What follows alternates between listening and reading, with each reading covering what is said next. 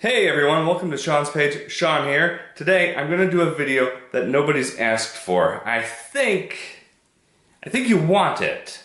I don't know one thus far has asked for it. I'm going to do a comparison between two watches in one video that I've already done videos on. I'm going to do the Seiko Samurai, the SRPB49K1.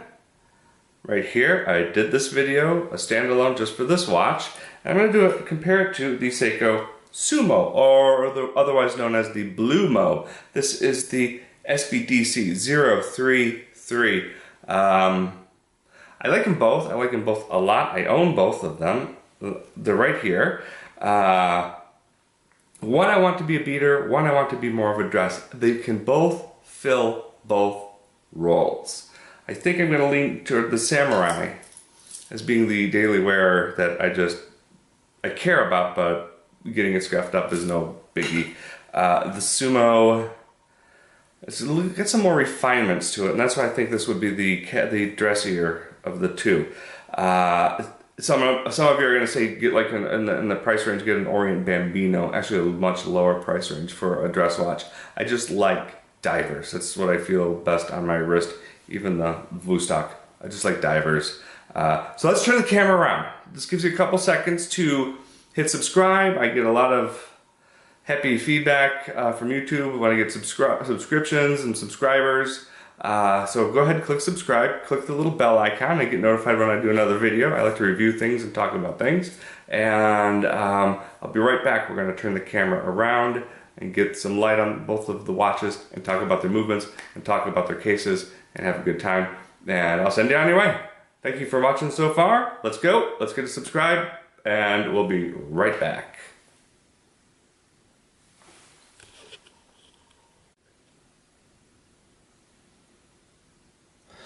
All right, here we are, as promised, with the close-ups. This is on the left, the Seiko Samurai SRPB49K1. It has the 4R36 hackable and hand-windable movement. On the right is the Seiko Sumo, aka the Blue Mo because of its blue dial, and it is the SBDC033. It has the allegedly superior to this one 6R15 hackable and hand winding movement. This should have a 60-hour power reserve, although I have not observed that thus far. I think it stops at about 50 sitting on the shelf, but I don't know how much of a wind I have on it because I don't put it on a hand winder. Now, I set these two. If you're looking for movements and you're talking about that and you go into the forums, you know, people compare the two and they say this movement is almost equal to this one. That you can get these, the 6R15 within COSC standards, which I forgot, it's +6 a day, -4, something like that, seconds per day. I don't know. I do know that somebody on one of the forums wasted my time with. I highly doubt that. Well, I don't know what suspicion or doubt this guy has that it elevated from regular doubt to highly doubt. But what I can tell you is, without you wasting your time on these forums, I set these yesterday. And I set them to my cell phone. And they're both about 5 seconds a day fast. And I interchange them.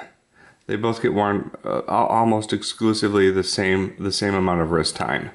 And as you can see, they're both really, really spot on. Let's watch them cross the finish line. Bam.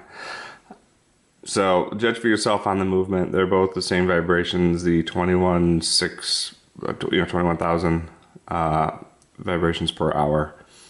And they're both robust. They both have the date complication. So as far as movements are concerned, don't sweat either one of them. Let's move on. Let's talk about the watches themselves. Let's start with the Samurai. This has a 45mm lug to lug. From left to right, that's 45mm. It has a lug width of 20mm, which really isn't important. With these angles, you're going to have a hard time swapping out the bracelet. Unless you want to put a leather bracelet or a NATO bracelet on this.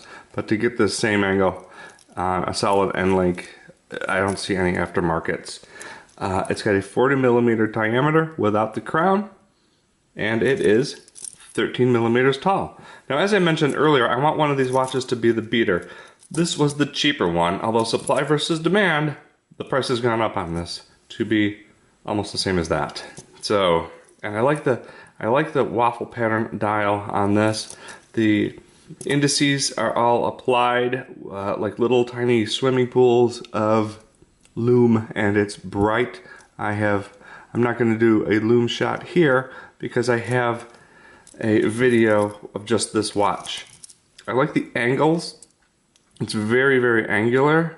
I like the dial. I like the bezel with this blue and brown. It's 120 clicks. It lines up nicely. Little pip at 60 or 0, whichever you want to go. Some people call it 12 o'clock. I've said before, it's not 12 o'clock. See that? Uh-oh, not 12, but it still goes 60. Anyhow, case backs on these are the same screw down case backs with the wave. I forgot the painting this wave is based off of. It's got a great big crown on there and neat angles on the crown guards. It's just a cool watch. I don't know how dressy it is, although I will wear divers as a dress watch because I like divers. I just like divers on my wrist. And here it is, the stamped bracelet. A lot of people complain about that. When I lock it down, I don't know it's a stamped bracelet. It's got this funny looking link kind of thing here. That is not a link, it is a little diver's extension. That's where you can make your bracelet bigger to fit over a wetsuit. Not a lot of good this does under the wetsuit when you want to see how long you've been underwater. There you go, and there it is. This is the Seiko Samurai. Tell me what you think, if this should be my daily wear or if this should be my dress. Oh, this one has another difference is it's got a flat crystal. Both hardlecks on both watches. This one's flat.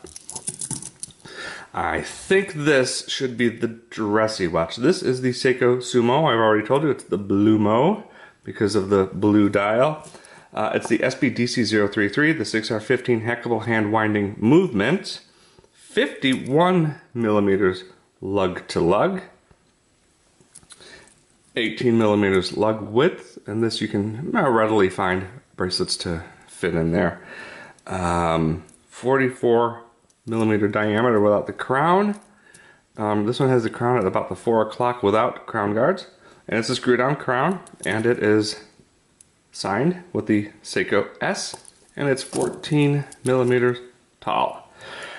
So I'm leaning toward this to be the dressier watch. It, again, like the other one, has the rotating bezel,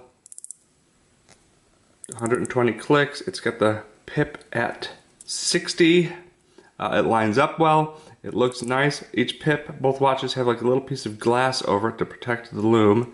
And if you watch the other video, the lume on this is bright. And it has a domed hardlex crystal. Look at that. Let's see if I got fingerprints on it.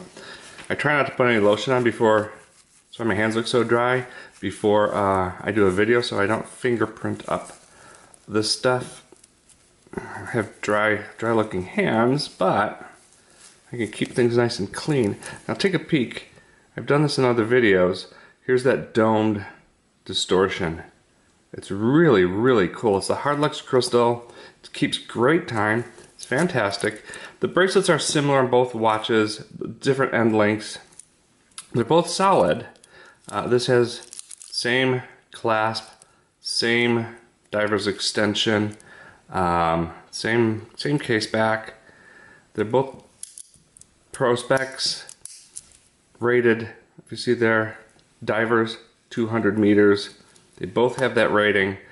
The dressy thing about this is the beauty of how much high polish there is and how much brushed there is. Look at the brushed and the high polish and the brushed.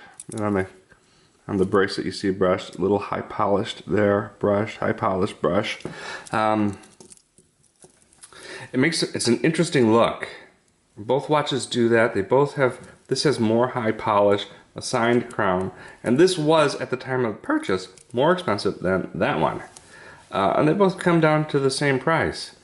So it's kind of like, which one do I want to wear? I'm thinking this will be the dressy watch. This will be the going out with the fam. This will be the everyday kind of, I'm not worried if I scratch it up watch. And if there's a work watch, it's something entirely different that I don't mind. Like a working out in the yard watch. It's kind of like the Vostok Amphibian. I don't worry too much about it. There's $61. So anyway, let me know, what do you think? I'm thinking this is the dressier one, but I really like looking at this dial. I kind of don't want it all chipped up. So here they are, kind of side by side. And look at the indices.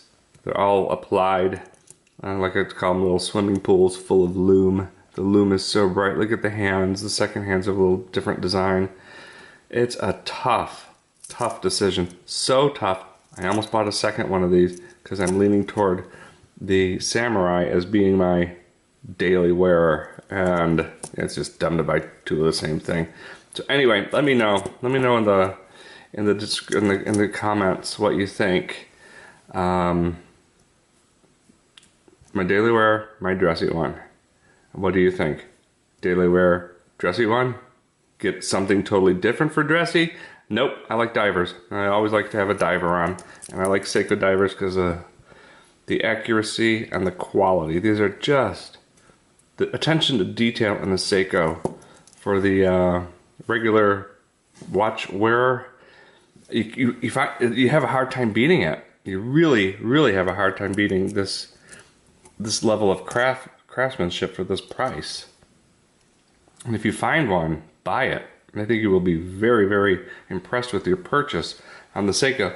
So thank you for watching. Please go ahead and give a thumbs up. I have been chatting on long enough. I will see you later in some other videos. Thanks again, and bye-bye. This is Sean, signing out.